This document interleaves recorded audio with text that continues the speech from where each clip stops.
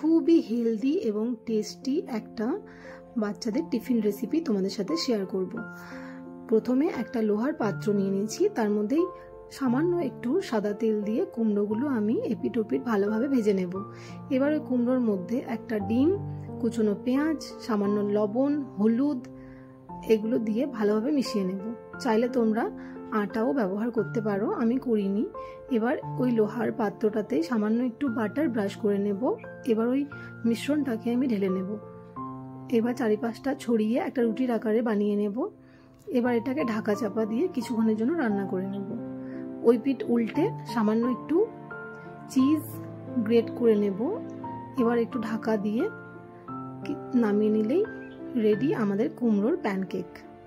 কেমন লাগলো জানাবে। চ্যানেলটিকে সাবস্ক্রাইব করে পাশে থেকো।